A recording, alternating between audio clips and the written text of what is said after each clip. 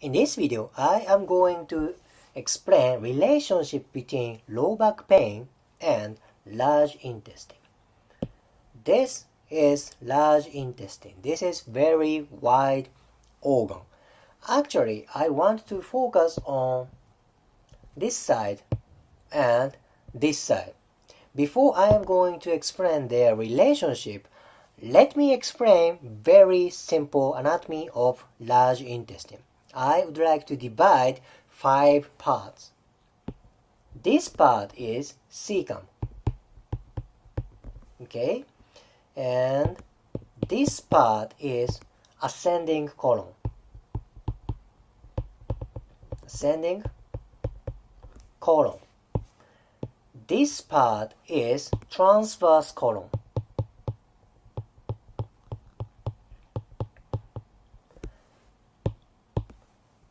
This part is descending colon. Descending colon. And this part is sigmoid colon.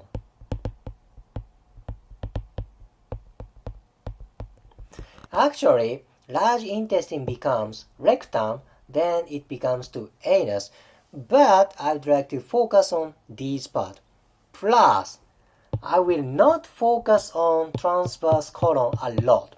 That means I focus on these 4 parts. Cecum, ascending colon, descending colon, and sigmoid colon. Now, do you see these 2 muscles? What is this one? This is psoas. This is very famous muscle, right? And what is this one? This is iliacus.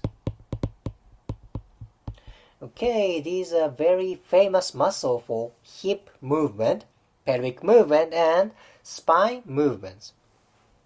See? Cecum is very close to psoas and iliacus. So is sigmoid colon. These parts are very close to these 2 muscles. Cecum is on right side.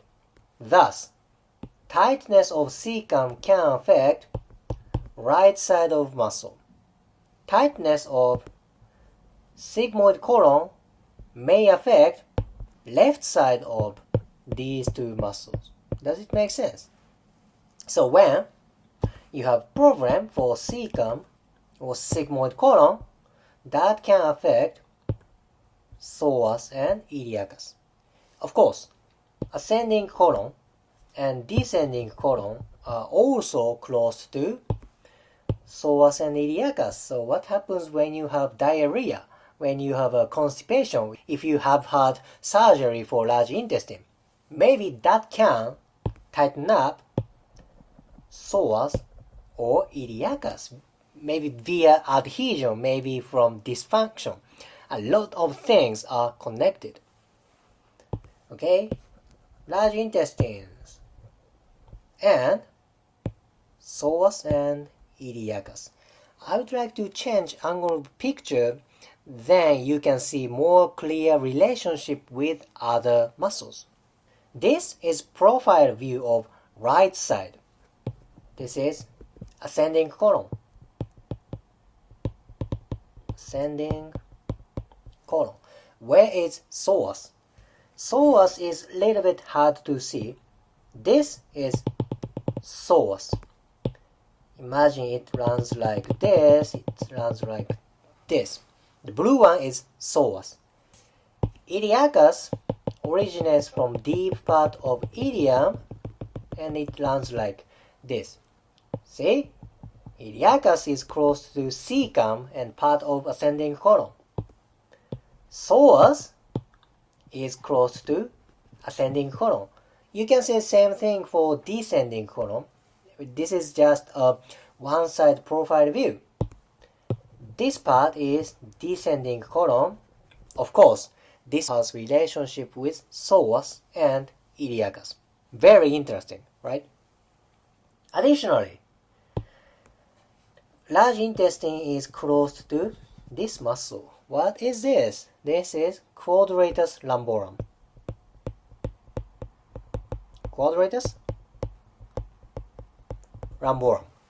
I explained this muscle a lot in my video. This is freaking important muscle for low back pain and tight low back. Why? Because this muscle attaches to pelvis, lumbar spines, and 12th rib. That is why tightness of quadratus lumborum affects tight low back and low back pain. Now, quadratus lumborum is close to ascending colon and descending colon.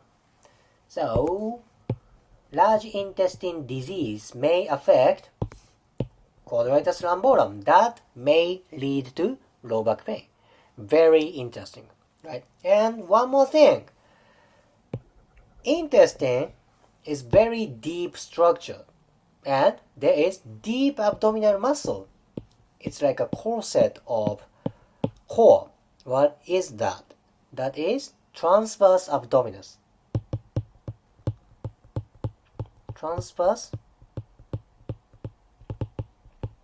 abdominis. You don't see this muscle in this picture, but imagine there's transverse abdominis like this. This is the deepest part of abdominal muscle. Thus, this is close to internal organs.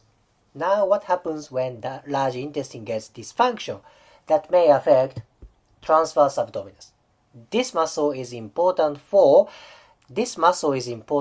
abdominal pressure and core stability. See, large intestine is close to very important core muscles. Now you saw this relationship. I came back to first picture. Now you see more clear relationship with other muscles, right?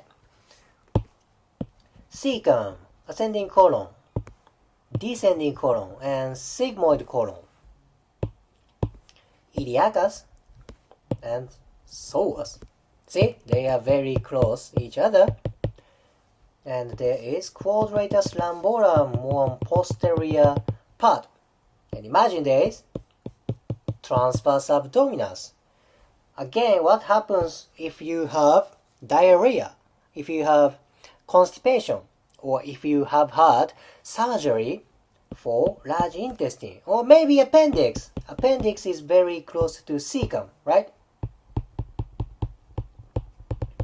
Many people have had surgery here. Thus, the surgery around this area might affect cecum, or iliacus, or psoas, correct?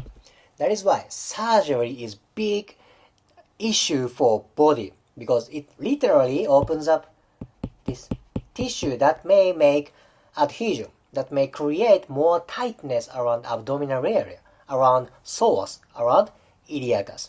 That is why large intestine has strong relationship with hip muscles and core muscles. I hope this information helps your career. If you liked today's video, please hit the like button, comment and subscribe. See you next video.